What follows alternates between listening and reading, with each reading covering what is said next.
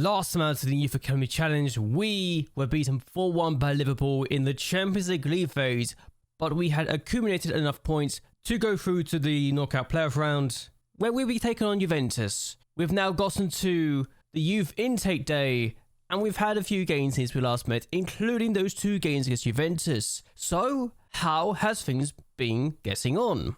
Brick Mesisa was the first team we took on after we were beaten by Liverpool, and we won by 3-0 in what was a comfortable match. So, happy days we did this well, and I'm hoping that we can do more of this in the future.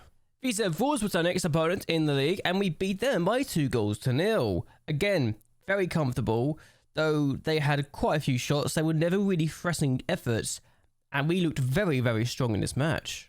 But then we took on Juventus in the first leg of the Champions League knockout playoff round, and we were beaten 3-1, and it didn't really come close to being a good game. I realised probably a bit too late to really make a difference in the matter, that we should have done something differently. But when they scored a penalty in like 60 minutes, you just know things are not going to go your way. We got a goal. I don't think we're going to be able to get enough goals to rescue this, but if we could win by 2-0, then maybe a miracle can happen. But in the meantime, we beat Wedon by 1-0, and we looked not amazing, but we did enough to get the job done. And the fact that Novak was their best player in the game is a bit concerning, because it tells me that they had quite good chances, and he was forced into taking some action, which is not ideal to say the least. And then we took on Juventus, and we got the 2 goals we needed. We just conceded 4 goals as well, so yeah, not ideal that we lost 7-3 overall over the 2 legs, but we got 3 goals, so I guess that's a plus.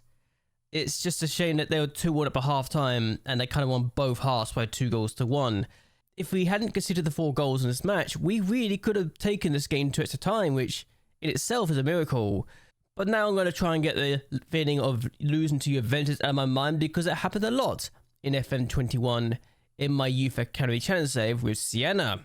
And then we took a Wisla Krakow and lost 2-0 in the next game. We conceded 2 goals in about 6 minutes in the second half, and I was just not very happy with this performance. We really should have won this match, but for some reason we couldn't get our shots on target when we know we could have done, and despite having almost an XG of 1 in our favour, we just didn't do well, and their players decided to be good, our players decided to be absolutely dross. So yeah, not our best day by any stretch of the imagination. And then we took a Wrocław in the Puchar Polski quarterfinal and won on penalties. Novak saved all 3 penalties in the shootout, and it was delightful to watch. Unfortunately, I can't show you those penalty saves, and to be honest with you, Wrocław were probably the better team in this match if you look at the chances they created and the XG they had. But we survived, and we managed to get through to the semi-final, where we'll be taking on Lech Poznan, which is great because it means we get revenge for what they did to us in the Super Puchar Polski final. I just hope that we do better than what we did last time we took on that team in the Cup. I think we've lost to them the last couple of times in the Cup competitions, and I want to end that drought this year, especially when Lech Poznan have won the last 2 Puchar Polskis. I really need to end that. But then we took a Legia Warsaw, and I kind of feel like this was one for the taking. And despite the fact we had the same number of shots, we had the better chances. If we took our chances, I honestly believe we could have won this game. But Novak got the Player of the Match award, but it was also the same rating as their goalkeeper. So I'm not taking that for granted. I just assume that it was an unfortunate situation. But we got a draw against Legia Warsaw, and at least we didn't lose. Mieszletnice was the next opponent, and we absolutely dominated them, but we could only score a penalty to win the match. Yeah, this was not our best moment, and despite having 75% possession, something I don't think I've ever done before in this league, and the fact they had no shots on target, we could only win by penalty, which is actually disappointing, because we actually had 8 shots on target, so either we weren't doing well with shots, or they were very tame efforts that were on target, so I'm very confused. Might need to figure this one out for the future, but at least we won. But the last game we had before we met up was against Wrocław, and we beat them by 1-0. They had a man sent off just a minute after we scored the opening goal, and they had just one shot in this match, and it was much more comfortable than the cup game was. So it feels like every cup game we have is like a big match now, and I have some players that do not do well in big matches, so that's a concern when one of those players is your goalkeeper. But hey, won by a goal to nil. I'm happy either way. So in the league, we are 6 points clear of Wisla Krakow. Lech Poznan are 10 points behind us, but they haven't played their game in hand.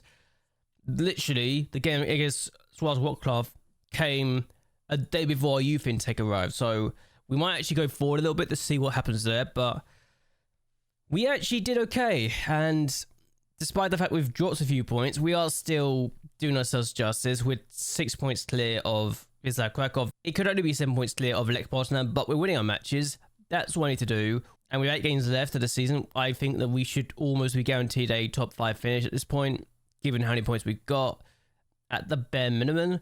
So it's really good. So it's really good that we've got this opportunity and we are continuing to thrive in this league. Speaking of Lech Poznan, they were actually knocked out in the knockout playoff round like we were in the Europa League, but they lost to Dynamo Kyiv, which again makes a lot of sense given that Dynamo Kyiv are quite good this year. And Lech Poznan ourselves, I feel like are becoming fierce rivals, or at least rivalry, or at least there's a rivalry between us now in these competitions where we're trying to outdo each other. And I feel like we've got the opportunity to thrive. We just need to make sure we continue to do better and better. They were, quite honestly, second place for most of this season, but they just had a really bad start after the winter break ended, and it's just unfortunate that they've struggled as a result. So, as things stand though, we are going to be losing a place, and it could actually be 2 places if Scotland do well in Europe. I don't think they're going to get enough points, but they have a 10.8 season, and actually I'm curious now, who are we looking at for their teams in Europe this year? Dundee United in the Champions League. Yes, I know, Dundee United in the Champions League, that says it all. They were knocked out in the Europa League knockout round, okay. Celtic were knocked out in the round of 16 of the Europa Conference League, so that's how far they got. They actually lost to Ludogorets.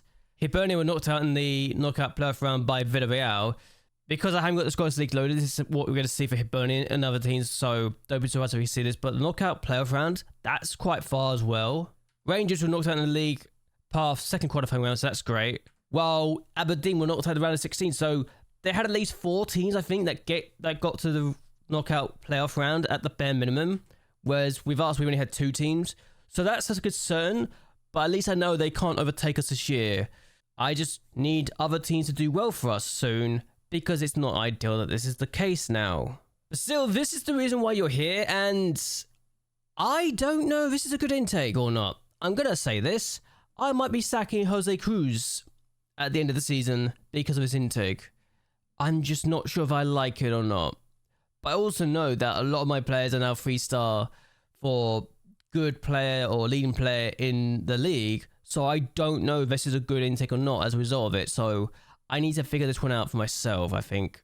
Still, Sistov Rosvavik is the first player that we're going to talk about, and he is a playmaker that is going to cause me problems because he can't play deeper, he can't play as a defensive player. Mazzala, box to box, he can't play as those. He's not really a winger, that makes sense in my mind. And he hasn't got the traits I'm looking for as a striker, so I don't know what to do with him. And that says a lot. And he's my best player, so it's not ideal, is it? And since I don't play with playmakers, do I just train him to be a box-to-box or Mazzara because he likes to get forward whenever possible, so he's definitely not a deep line playmaker in that regard. And I don't think he's a deep line forward either, so maybe advanced forward is the way to go, but it'd be a waste of a midfield traits as well, so I don't know what to do with him. Jaroslav Wojtyła is the next person on the list, and this guy's definitely a playmaker who can play deep. He literally has a trait that takes tempo. If I don't use him as a playmaker, then what's the point? But yeah, he is a player that's got 4.5-star potential ability. He's consistent, so he's got down inside, and he's fairly professional, so I definitely think he can improve. MacLeod is the next person on the list, and he's very consistent. I think he's very consistent. No, he's just consistent. But he's a playmaker who's got better ability. but he's also got 4-star potential ability. So if I compare him, and I'm just going to say it's him now, Bolek is a 2.5-star current ability player, and he's a good player for this division now. So if a good player is 2.5 stars, then how good could we be looking at for the future is the question. Bolek being 28 as well helps in that regards, but yes, Duke is one of those players that is only 1 star away from being a good player in the minds of my backroom staff, and he could be better than the Bolek, so happy days there.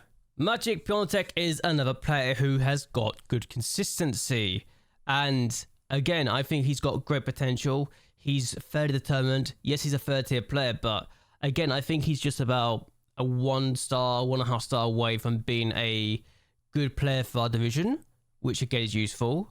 In fact, tell a lie, Smolder is a leading player, so actually he's 1.5 star current ability away from being a leading player for this division, and this guy is a perfectionist, so Smolder and Piontek are completely different players. Apparently he's more of a deep line playmaker. Apparently he's more of a DM, but I just see centre back. Even if he's not amazing with his heading and marking, his tackling is 13. He can definitely get better and better as well. So I like what I see with this guy, even if he needs to improve a lot. And those are the only 4 players that have currently got 4-star potential ability, which is saying a lot. I do have this weird situation where I've got a Georgian and American player in Tom Ramos, who isn't the worst player in the world, but I never thought I'd see this kind of nationality mix before. And apparently we managed to attract him from somewhere, even though he can't speak the language, which is not ideal. He needs to speak basic Polish to actually be here and useful. He can only speak basic English and basic Spanish as well, so he's definitely spent all his life in Georgia, but for some reason has the nationality of American, so I assume his grandparents or his parents, one of the two, has got it, though I assume grandparents, considering he can only speak basic English. So this guy's an interesting mix of nationalities, and I might keep him around just for that alone, honestly. I guess I could talk about this guy as well, but he's more of a ball-winning midfield than anything else. There's nothing else to his game, apparently, other than that, but Matej Jetenak is interesting. He hasn't got the best personality because he's unambitious. He is also injury-prone. He's inconsistent. But why am I thinking this guy could actually have a future in the game? I don't know. Maybe it's just because he's got good current ability or something. I don't know. But it's weird that that can happen, I suppose. But yeah, maybe one to keep an eye on. But either way, I'm going to end this here. I hope you guys have enjoyed yourselves. I hope you guys like and share this video, and that you subscribe to the channel. It really does help me a lot. We could be about 8 games away from completing the League Cup double. 6 of those in the league and 2 of those in the cup. Can we complete the League Cup double for the first time in the save this year? I want to hear your thoughts and opinions on all of that down below. But either way, until next time, goodbye and well, good night.